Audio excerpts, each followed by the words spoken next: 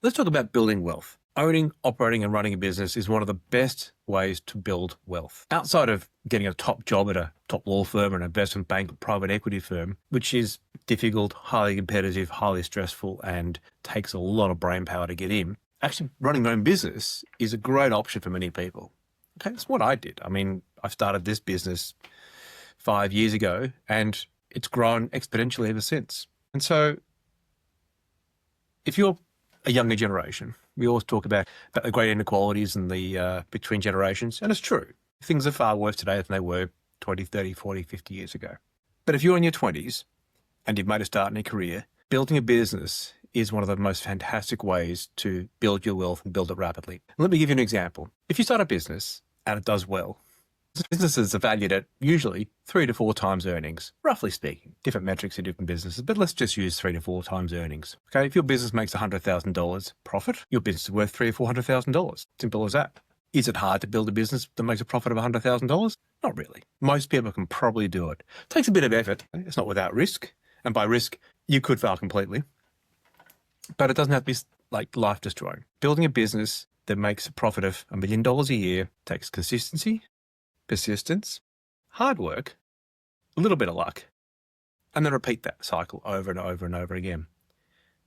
So if you build a business of $1 million of profit a year, then you've got $3 or $4 million worth of asset, which you could perhaps one day sell. So where should I start? Well, professional services, I think, is one of the best ways for anyone to start actually building a business.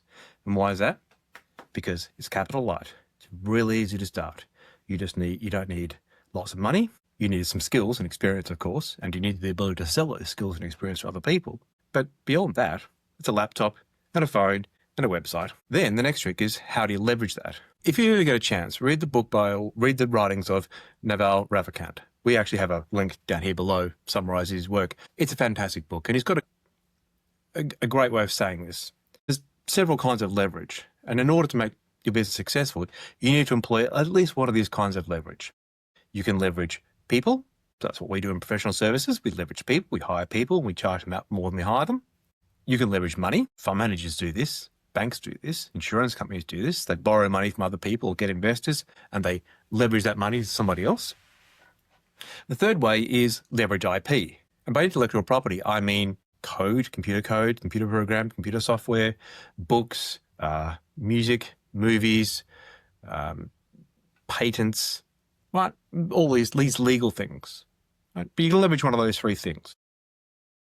Pick which one of those you're going to leverage and go for it. Okay. So when should I start a business? And you know what? There are pros and cons to starting young and starting old. Starting young is you've got plenty of time to recover if it goes badly wrong. Okay, it's not the end of the world. You've also got more energy. You've got more time on your hands. You haven't got family around you.